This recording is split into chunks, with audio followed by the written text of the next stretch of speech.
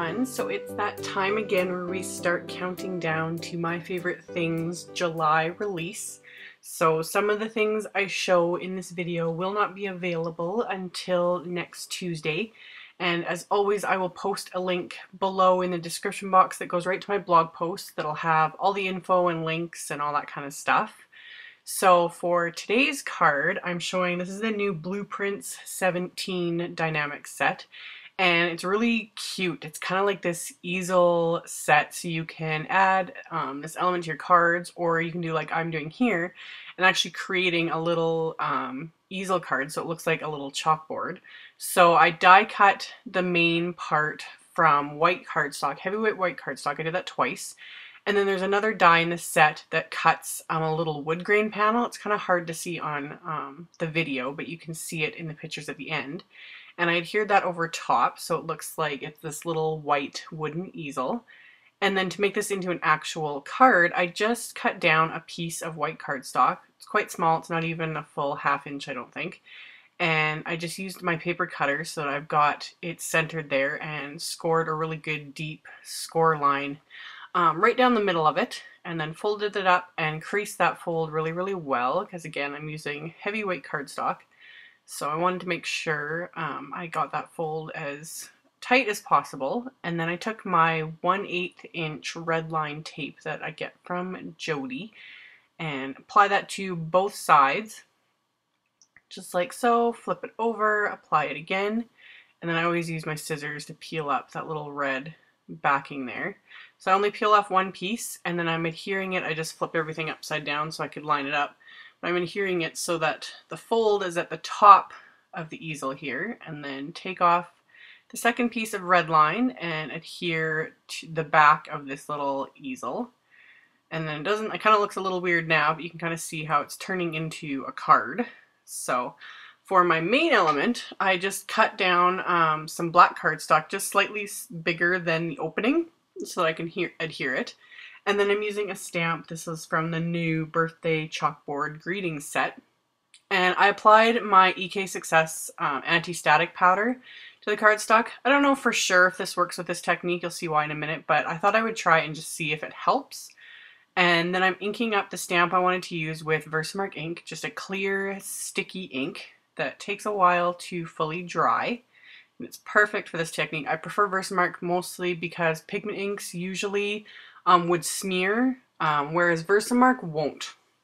I haven't done this in years. I've had these Pearl-Ex powders in my stash since I started stamping like 10 years ago. And it was like such a big thing back in the day, and then I kind of forgot about them. And then when I was making this card, I remembered I had them and thought I'd pull them out again. So all I'm doing is picking up different colors of Pearl-Ex powder with a really small, kind of somewhat fluffy brush. I've got these Grumbacher brushes that I actually got for watercoloring, but they're kind of perfect for this technique, so I think I'm going to save them for this.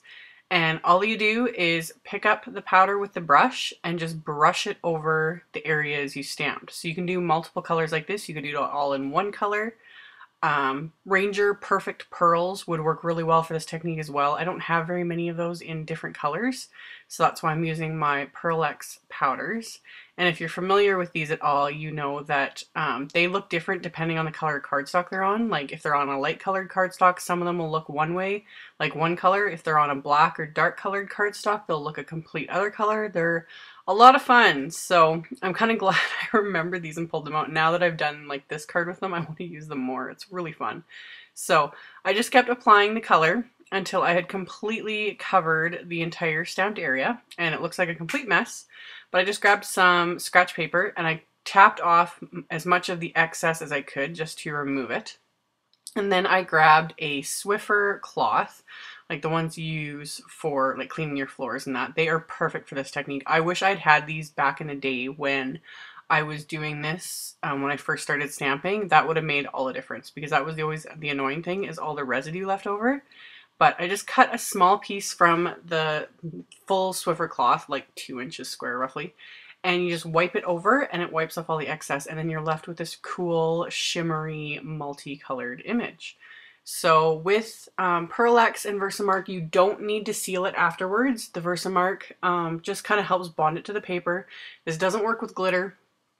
but it works perfectly with Pearl-Ex and Ranger Perfect Pearls, and even after the Versamark completely dries, it doesn't just come off. If you rub your fingers against it, you know, really firmly, you'll get some shimmer to come off, but for the most part, it stays.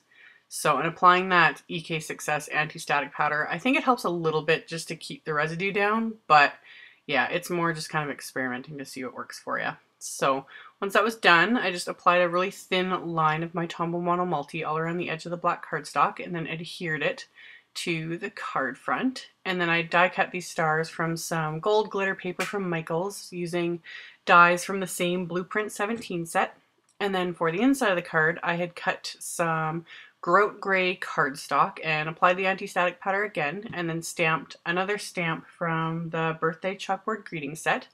And then I'm applying one of the same Pearl-Ex powders I used on the black cardstock, and you can see this one, it looks a little bit different. This isn't one of like the duochrome type colors, so it looks pretty similar, but like I said, other colors look completely different depending on what cardstock they're on.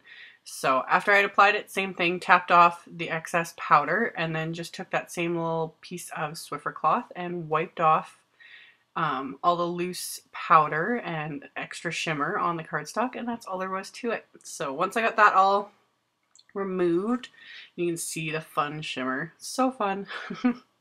So I'm gonna adhere the last little die cut glittery star there, and then I'm going to adhere that to the inside of my little easel card, and that's it. So like I said, there will be a link below the video to my blog post with links to all the info for the release and all that fun stuff, as well as all the other supplies used. So as always, some of the links will not go live until next week.